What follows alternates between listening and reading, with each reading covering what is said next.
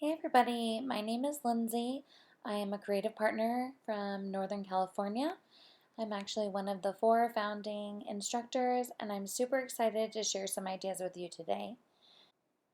So for today's video, I won't be going live. It's all pre-recorded, but I will be checking back to see if you guys have any comments or questions, and I would love your guys' feedback on what kind of a theme I should do for the frame for this upcoming month. Okay guys, let's get started. So this is for the snap frame. Every month I love to design a new little layout for it for my home decor. So I found this really cute word kit online, and I decided to use my templates to create a sunshine shape and also use these word letters that I'm going to be painting. So what I wanted to do is use some of this baker's twine, and I'm going to kind of wrap it around the ring template to create a sun shape. So the first thing I'm going to do is kind of lay out exactly what I want my project to look like. So you can see here I'm using rings number 3, and these are the word cutouts I was telling you about. They come from a company called Details to Enjoy, I think.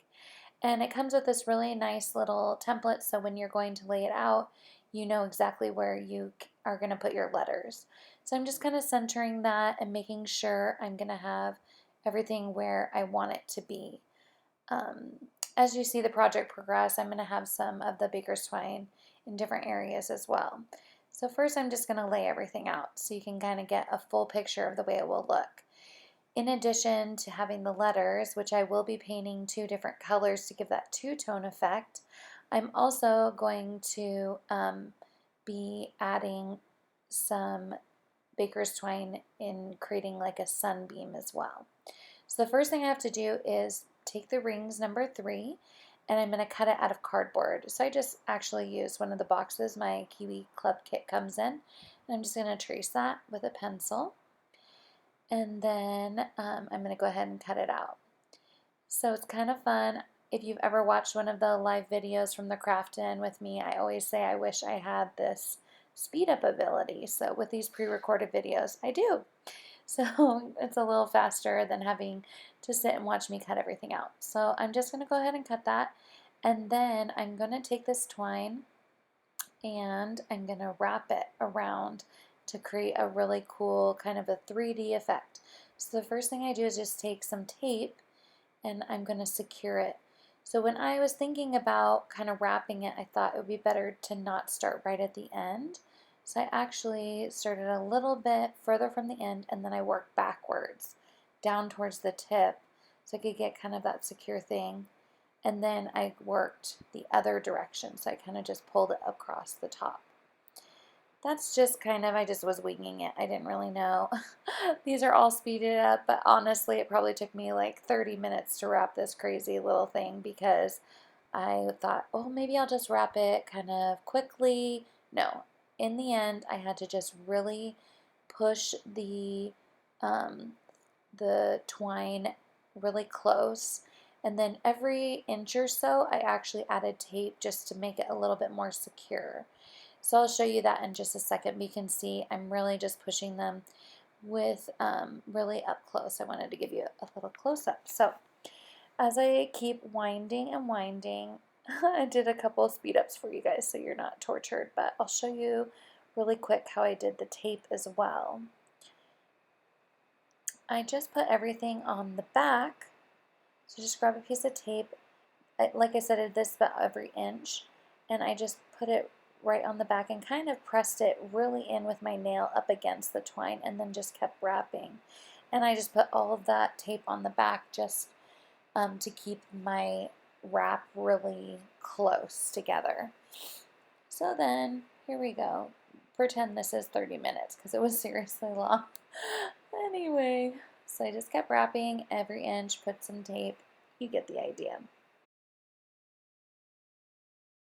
Alright, so once you have finished wrapping, you can see the first thing I'd recommend is make sure you have enough twine. This is the part where I started stressing out that I wasn't going to be able to finish my project. As you can see, I'm out of twine. But it does take quite a bit, so make sure you have a lot. If you ever got our Kiwi Club kit, the one from April, I think it was 2019. Yeah, or 18. No, it was 2019. It had a ton of twine in it, and I actually ended up using that to finish the project. But just make sure you have a good amount because it does take quite a bit more than you would think. In the end, I ended up just trimming my piece a little bit more than I had originally planned. The other thing I was worried about was you can see it's kind of wrapping at an angle, but as I kept going on, it kind of evened out, so it didn't really present to be a problem in the end. But just keep pushing it so it's really tight up against it, and you can get this cute look. I actually got this idea from that same website where I bought the letters. They had done some rings like this, and they actually they made like a rainbow shape, which I thought was super cute. So then I was like, oh, I can just do this for the sun. So I ended up having to cut it off a little bit because it was too short. With the end, I just taped that again on the back, and so it was good to go. So here you can see I just kind of adjusted it a little bit and trimmed it down. And then just kind of dry fitting everything before I glue anything down. So you can see how it's going to kind of look. I'm going to go ahead and add some more thread to kind of create a sunbeam effect, and then I'll show you how I painted the letters as well. Okay, so the next step is going to be adding the actual sunbeams. So I want to give it kind of a sewn look. So I'm actually taking my ruler and measuring. I want a similar space and also length for each point. So I'm just adding a little pencil mark for each of the points, and then I'm going to give it like a small gap in between the actual curve, and I don't want it right butted up next to it. There's a little bit of a gap. So then I'm taking the pencil and the ruler, and I'm just keeping the same kind of width between each of the points so it kind of looks even. And I am going to do each of them at a different length.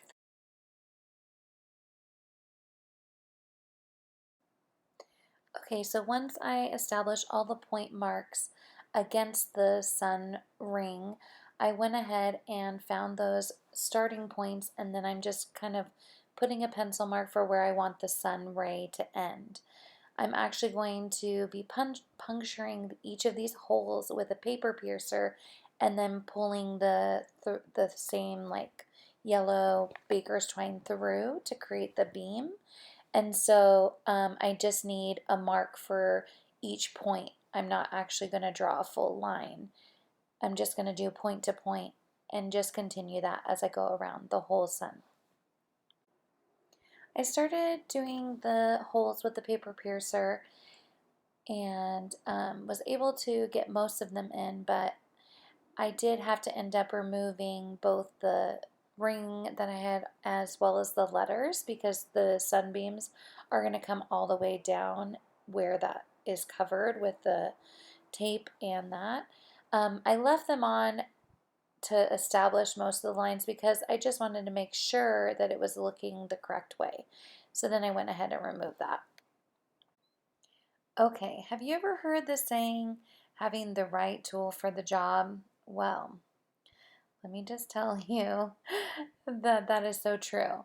So the baker's twine was too thick for the needles that I had on hand.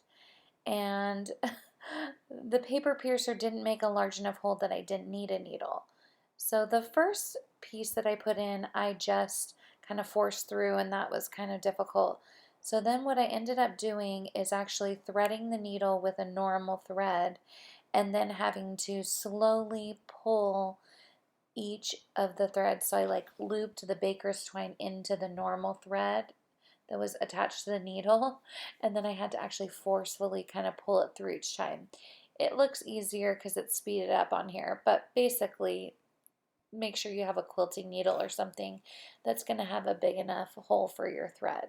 It's going to make it a lot easier for you. It's so fun to watch this as a time lapse because it took way longer, but I did go ahead and finish up all of the holes, and so you can see it kind of makes a sun shape.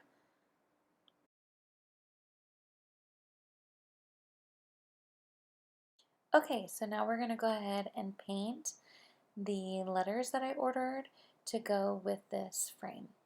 So I kind of wanted a peachy pink color. It actually matches with another project that will be displayed with this. And so that is the color that I chose. I did mix a little bit of pink into a peach color just to give it that saturation of more of the pink undertone. When you're painting, especially with the very thin letters, less paint is more. You can really just dab it on. I did end up having to go in and kind of wipe out some of the letters, especially where there were small details. With the yellow, I did end up doing 2 coats just because I really wanted that dark, deep mustardy color to really have good saturation. But it actually took me, very little paint and very little time to get these really cute colors on the letters. Okay, and now it's time to just put everything together. Originally, I had thought I would maybe use some pop-up dots, but I just really wanted it to be secure, and I think that just with the thickness of the um, cardboard and the thread, it is perfectly fine to just go ahead and glue this down. So I just used some liquid glue. You could use hot glue as well, especially when I'm doing home decor. I just want it to make sure it's like really stable. And then to add the letters, I'm going to just go ahead and replace this template. And I'm just securing it with a little bit of washi tape so it doesn't move around. This is going to help me to know where I'm going to put my letters. So the cool thing about these letters is they actually come with an adhesive on the back, and all you have to do is just remove this white film and you can stick them down, and I've never had any problems with them shifting or anything like that. So the adhesive is really good. So you just kind of put them under the outline of the template where the cutaway is, and then you can just go ahead and finish spelling out the full statement.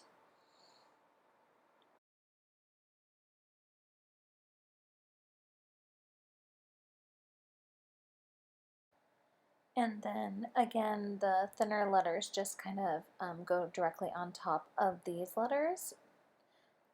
So it's pretty simple. Again, just remove the adhesive that comes on them, and then it's going to stick down. So it's super cute. I love the two-tone effect. I love the colors with the yellow and then the peachy pink. I just really think it turned out so darling.